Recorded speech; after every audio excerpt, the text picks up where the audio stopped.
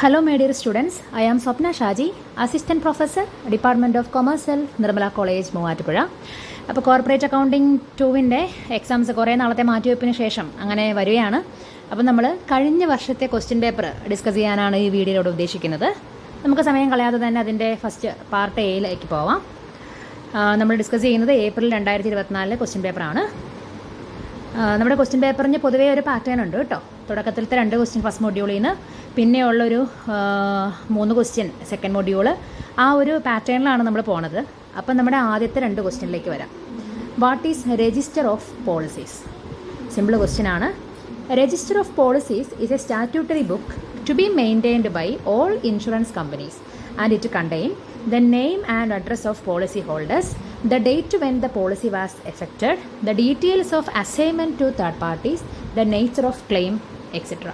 അപ്പോൾ register of policy എന്ന് പറയുന്നത് ഇൻഷുറൻസ് കമ്പനി മെയിൻറ്റെയിൻ ചെയ്യുന്ന ഒരു സ്റ്റാറ്റ്യൂട്ടറി ബുക്കാണ്.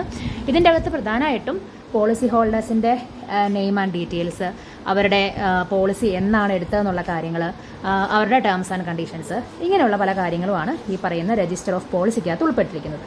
അപ്പോൾ നിങ്ങളുടെ ടെക്സ്റ്റ് ബുക്കിൽ ഡോക്ടർ ജയൻ സോണി കുര്യാക്കോസിൻ്റെ ടെക്സ്റ്റ് ബുക്കിൽ page number 10 different types of books ഉണ്ട്. അതിൽ കൃത്യമായിട്ട് അത് മെൻഷൻ ചെയ്തിട്ടുണ്ട്. രണ്ടാമത്തെ ക്വസ്റ്റ്യൻ എന്ന് പറയുന്നത് how do you calculate the claim to be paid? നമ്മൾ ക്ലെയിം കൊടുത്തത് എത്രയാണ് എന്നുള്ളത് എങ്ങനെ കണ്ടെത്തും? ഇതാണ് നമ്മുടെ ക്വസ്റ്റ്യൻ. ആൻസർ കീയിലെ ഫോർമാറ്റ് നമുക്ക് ജസ്റ്റ് ഒന്ന് നോക്കാം. ഏറ്റവും ആദ്യം നമ്മൾ ക്ലെയിംസ് പെയ്ഡ് എടുക്കുന്നു. അതിൻ്റെ കൂടെ add outstanding at the end, expense എന്തെങ്കിലും ഉണ്ടെങ്കിൽ അതും കൂട്ടുന്നു. Then claim outstanding at the ബിഗിനിങ്ങും ക്ലെയിം റിസീവ്ഡ് ഓൺ റീ ഇൻഷുറൻസും കുറച്ച് കഴിഞ്ഞാൽ നമുക്ക് ക്ലെയിം ഇൻക്വേർഡ് കിട്ടും. നമ്മുടെ ടെക്സ്റ്റ് ബുക്കിൽ കാൽക്കുലേഷൻ ഓഫ് ക്ലെയിം എന്ന് പറഞ്ഞ് വളരെ കൃത്യമായൊരു ഫോർമാറ്റ് കൊടുത്തിട്ടുണ്ട്. പേജ് നമ്പർ 15 അത് അവൈലബിൾ ആണ്. ദെൻ അടുത്ത ക്വസ്റ്റ്യനിലേക്ക് വരാം. What is reversionary bonus? Reversionary bonus is paid along with the policy value at the maturity of the policy. Typically, it is declared as a percentage of sum assured. നമ്മൾ policy maturity ആവുന്ന സമയത്ത് ആ മച്യൂരിറ്റിയുടെ വാല്യൂവിൻ്റെ കൂടെ ഒരു കൃത്യമായൊരു percentage, നമ്മുടെ എത്രയാണോ ആ പോളിസി വാല്യൂ അതിൻ്റെ ഒരു പെർസെൻറ്റേജ് നമുക്ക് എക്സ്ട്രാ തരുന്ന ആ ഒരു എമൗണ്ടിനെയാണ് നമ്മൾ ശരിക്കും എന്തെന്ന് പറയുക, റിവേഴ്ഷണറി ബോണസ് എന്ന് വിളിക്കും. ദെൻ അടുത്തതായിട്ട് അവർ ചോദിച്ചേക്കുന്നത് differentiate between repo rate and reverse repo rate. അത് നമ്മുടെ സെക്കൻഡ് മൊഡ്യൂൾ ബാങ്കിങ് കമ്പനി എന്നുള്ള ചോദ്യമാണ്. Repo rate is the rate at which central bank of a country, that is reserve bank of India, lend money to commercial bank in the event of any shortfall of fund. Commercial ബാങ്കിന് എന്തെങ്കിലും fund കുറവ് വരുന്ന സമയത്ത് നമ്മുടെ reserve bank of India amount കടം കൊടുക്കും. അപ്പോൾ charge ചെയ്യുന്ന ആ ഒരു റേറ്റ് ഓഫ് ഇൻട്രസ്റ്റ് ആണ് repo rate. Reverse repo rate is the rate at which RBI borrow of money from the commercial bank. RBI commercial ബാങ്കിൻ്റെ കയ്യിൽ നിന്ന് പൈസ കടം മേടിക്കുവാണെങ്കിൽ അതിനവർ ചാർജ് ചെയ്യുന്ന ആ റേറ്റ് ഓഫ് ഇൻട്രസ്റ്റ് ആണ് എന്തെന്ന് പറയുക, റിവേഴ്സ് റിപ്പോ റേറ്റ് എന്ന് വിളിക്കുക. നിങ്ങളുടെ ടെക്സ്റ്റ് ബുക്കിൽ പേജ് നമ്പർ 91 കറക്റ്റ് എക്സ്പ്ലനേഷനും കാര്യങ്ങളും ഒക്കെ അവൈലബിൾ ആണ്. അഞ്ചാമത്തെ question, what is rebate on bills discounted? It is unearned amount of discount received on those bill that will mature after the close of accounting year. നമുക്ക് പലപ്പോഴും ബില്ലുകൾ ബാങ്കിൽ കിട്ടാറുണ്ട്. ഇതും ബാങ്കിങ് കമ്പനിയുമായിട്ട് റിലേറ്റഡ് ആയ ഒരു ചോദ്യമാണ്. അപ്പോൾ ഈ ബില്ലുകൾ കിട്ടുന്നതെല്ലാം തന്നെ ഈ വർഷം മച്ചുവേർഡ് ആവണമെന്നൊരു നിർബന്ധമില്ല. ഇപ്പം മാർച്ച് 1 ഒരു ബില്ല് കിട്ടും. പക്ഷേ നമ്മൾ മാർച്ച് 31 അക്കൗണ്ടിങ് ഇയർ ക്ലോസ് ചെയ്യുമ്പോൾ ചിലപ്പോൾ നമുക്ക് ഇതിൻ്റെ മച്യൂരിറ്റി പീരീഡ് എൻഡ് ചെയ്യുന്നത് ജൂണിലോ ഒക്കെ ആവാം. അപ്പം നമ്മൾ അടുത്ത വർഷത്തേക്ക് വേണ്ടി കിട്ടുന്ന ഒരു ബില്ല് ഇപ്പോഴേ മേടിച്ച് വെച്ചേക്കുക അല്ലേ. അപ്പം അൺഎക്സ്പയർഡ് ഡിസ്കൗണ്ട് ആണ്, അല്ലെങ്കിൽ discount received but not earned എന്നൊക്കെയാണ് അറിയപ്പെടുക. അതിനെയാണ് നമ്മൾ റിബേറ്റ് ഓൺ ബിൽ ഡിസ്കൗണ്ട് എന്ന് വിളിക്കുന്നത്. നിങ്ങളുടെ ടെക്സ്റ്റ് ബുക്കിൽ പേജ് നമ്പർ 107 ആൻസർ അവൈലബിൾ ആണ്. ഒരു ജേണൽ എൻട്രിയും കൂടി ഉണ്ട് അതിന്. Discount account at to rebate on bills discounted. Then അടുത്തത്, what do you mean by subdivision of share capital? Subdivision എന്ന് പറയുന്നത് നമ്മുടെ 3rd മൊഡ്യൂൾ ഇന്റേണൽ റീകൺസ്ട്രക്ഷനുമായിട്ട് റിലേറ്റഡ് ആണ്. Subdivision refers to conversion of shares of larger denomination into shares of smaller denomination. On subdivision, number of share increases and there is no change in the amount of capital.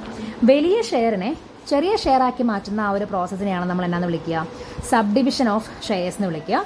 ഈ sub division നടന്നു കഴിയുമ്പം total എമൗണ്ടിൽ മാറ്റമൊന്നും വരുന്നില്ല, പക്ഷേ number of share കൂടുന്നു. വലുതിനെ ചെറുതാക്കുമ്പോഴത്തേക്കും നമ്മുടെ number of ഷെയർസിൻ്റെ amount കൂടുന്നു. നിങ്ങളുടെ പേജ് നമ്പർ 201 സബ് ഡിവിഷൻ്റെ ഡീറ്റെയിൽ ആയിട്ടുള്ള എക്സ്പ്ലനേഷൻ അവൈലബിൾ ആണ് കേട്ടോ. ദെൻ 7ാമത്തെ question. As per capital reduction scheme adopted by company 10,007% of debentures of rupees 100 each are reduced to rupees 80 each, and trade creditors have agreed to reduce their claim from 50,000 to rupees 20,000.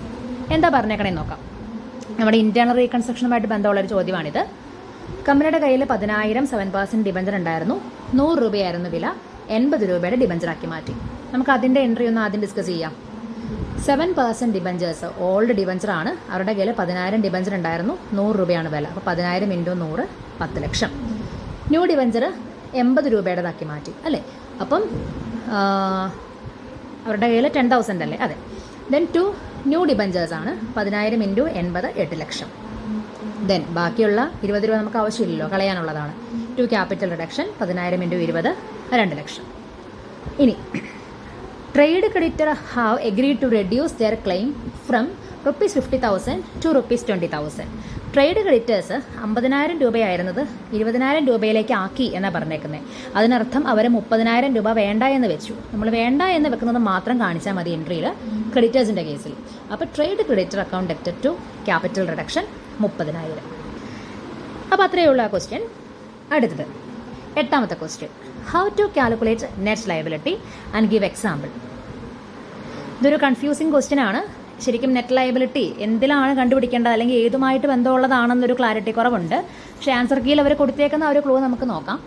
Net liability in life insurance കിട്ടാൻ future liability of the insurer on outstanding പോളിസിയിൽ നിന്ന് premium കിട്ടാനുള്ളത് കുറച്ചാൽ മതി. അതായത് ലയബിലിറ്റിയിൽ നിന്ന് premium കുറച്ചാൽ കിട്ടുന്നതാണ് net liability.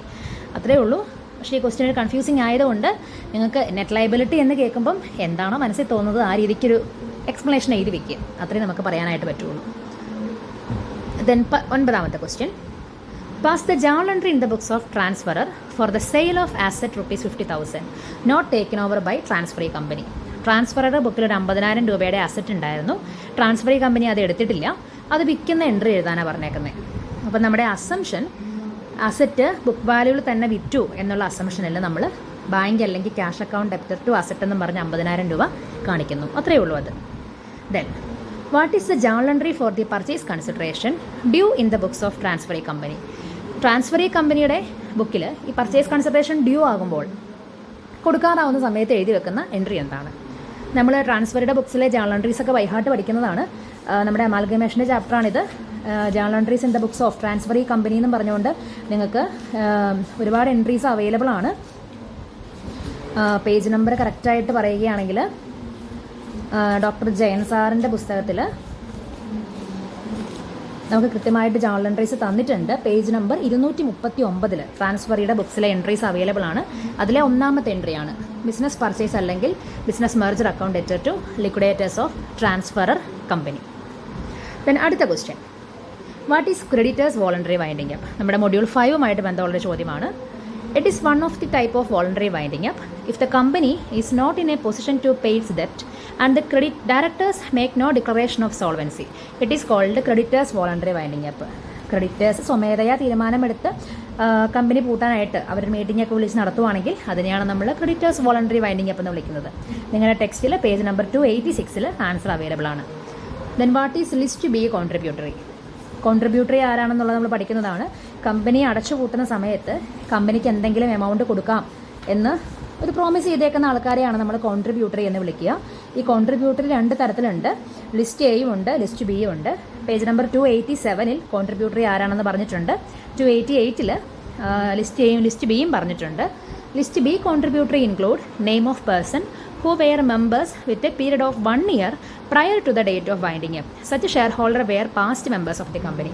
അപ്പോൾ കമ്പനിയുടെ പാസ്റ്റ് ഷെയർ ഹോൾഡറിനെയാണ് നമ്മൾ ലിസ്റ്റ് ബി എന്ന് പറയുന്ന കാറ്റഗറിയിൽ ഉൾപ്പെടുത്തിയിരിക്കുന്നത്. അതായത് 1 വർഷത്തിന് മുമ്പ്, ഈ കമ്പനി പൂട്ടുന്നതിന് 1 വർഷം മുന്നെയൊക്കെ കമ്പനിക്കകത്ത് മെമ്പേഴ്സായിട്ടിരുന്ന ആൾക്കാരെയൊക്കെയാണ് നമ്മൾ ലിസ്റ്റ് ബിക്കകത്ത് ഉൾപ്പെടുത്തിയിരിക്കുന്നത്. അപ്പോൾ ഇത്രയാണ് 2024 നമുക്ക് എ പാർട്ടിൽ വന്നിരുന്ന ചോദ്യങ്ങൾ. അപ്പം നിങ്ങൾക്കത് മനസ്സിലായിട്ടുണ്ടെന്ന് വിചാരിക്കുന്നു. എന്തെങ്കിലും ഡൗട്ട് ഉണ്ടെങ്കിൽ വീഡിയോയ്ക്ക് താഴെ കമൻറ്റ് ചെയ്യുക. ബി പാർട്ടും സി പാർട്ടും ഉടനെ തന്നെ അപ്ലോഡ് ചെയ്യുന്നതാണ്. അപ്പോൾ കീപ് വാച്ചിങ്. Thank you.